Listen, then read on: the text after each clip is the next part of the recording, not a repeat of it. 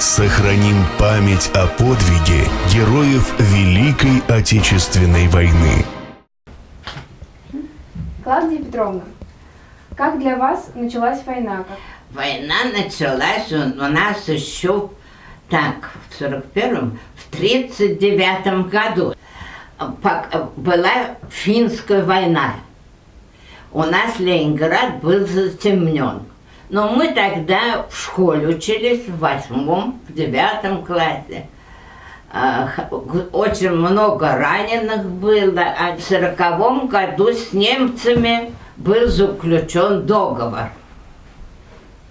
С немцами. Немцы уже были у Польши. А в 41-м, 22 июня, день Белые ночи. Вот, подсказываю, а то я отстала. Клавдия Петровна, у вас был выпускной. С учителем. Учитель классный был. Уже в 10-й кончили. Он нас везет, ну, как руководитель. Уже мы кончили. Он немец по нации. Ему, может быть, 40 было или нет, потому что на второй день пошел воевать с папой. Мы поехали по финскому, взяли 5, по-моему, лодок, нас 30 человек было, школьников класса 1. Это уже вечером, темно уже было. Вдруг где-то какой-то выстрел, и вот такой зарево на небе.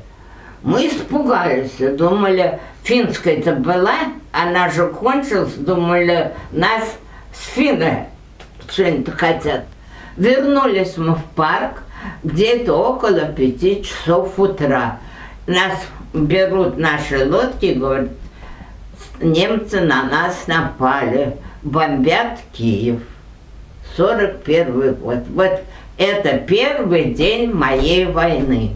Первый день мы никакой бомбежки не слышали у нас.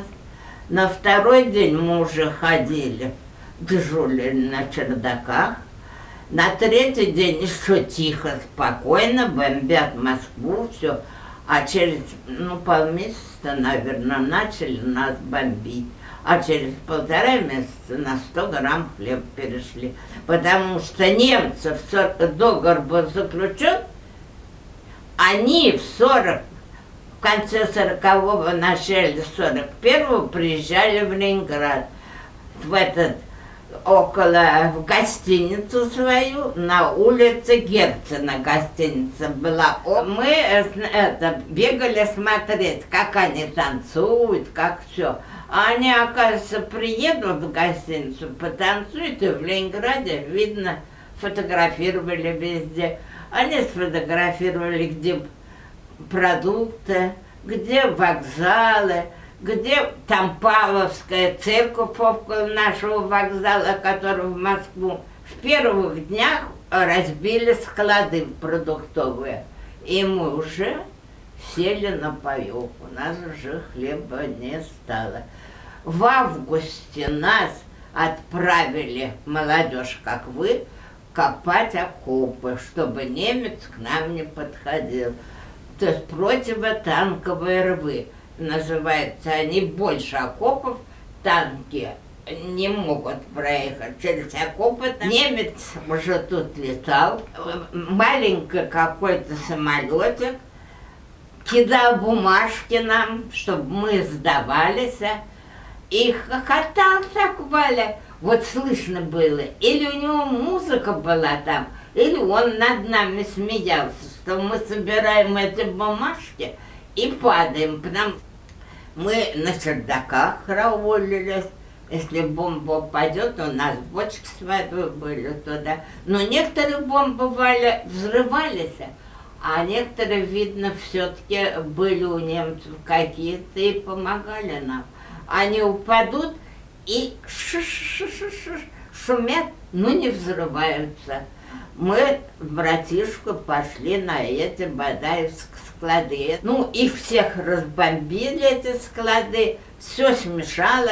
Эти склады были для скота. Мы там собирали сперва жмых. Какой жмых? семечки крученные для скотины, отруби какие-то принесли. Потом мы на клей налетели. Клей уже не кусками, как вот так вот, а он уже измолченный. Ну, мы собирали мешок этого клея домой, принесли.